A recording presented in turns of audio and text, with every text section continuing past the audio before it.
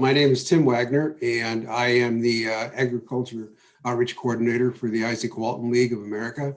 I'm national staff. I work here in Iowa and also in Illinois. There's some legislation and there's other people that are involved in this. And tell me what that's about. Myself and Steve Falk with Environmental Law and Policy Center, and John Norris was Chief of Staff for Secretary of Agriculture Tom Vilsack, both when he was with Agriculture and with the Governor's Office. All three of us grew up on a farm in Iowa. We just have some deep ties to the land and try to see the situation improve. The three of us came together probably well over a year ago to craft some language that would morph into a soil health bill in the state legislature.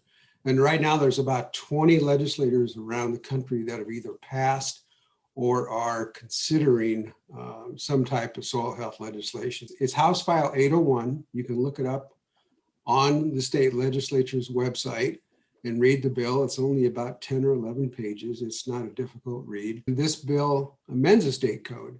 The state code currently has lots of things about conservation on the farm, addressing soil loss and so forth and so on, but there was no mention at all whatsoever about soil health. And you can pick up any agricultural publication today and you're going to find a plethora of articles about soil health practices and so forth. So it is the thing in agriculture today. This is not some fly-by-night movement. This is really serious and it's picking up a lot of steam.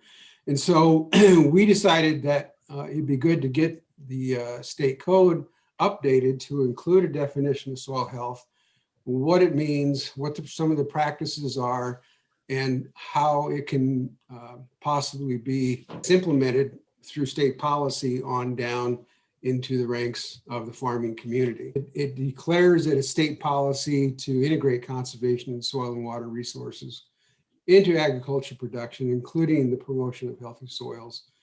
It provides some assistance. Right now, there's no fiscal note to this bill, but hopefully there would be something come along later, or maybe a shifting of resources, but more assistance to the soil and water conservation districts across the state, which there are currently 100 of them.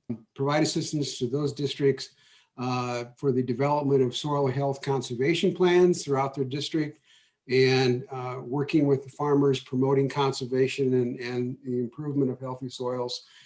Make available resources to help do that, whether it's machinery, equipment, and other materials. There's also an educational component of this that would encourage local school districts to include soil conservation and healthy soil practices in their curriculum.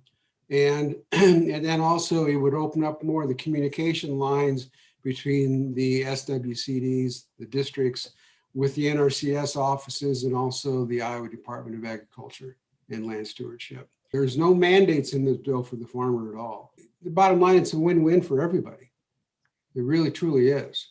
I don't think there's any losers on this kind of a bill. Something that we feel at least is a step in the right direction, because we've been lagging behind other states in terms of addressing this bigger issue of building soil health.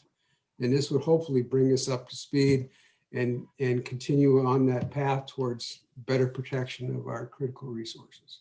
And now it goes before the full House of Representatives. We think it could possibly hit the floor maybe tomorrow, maybe Wednesday, we're not sure. What can people do that want to save Iowa soils? Just call their state representative, go to the Iowa legislature website, send them an email and just say, hey, we support this.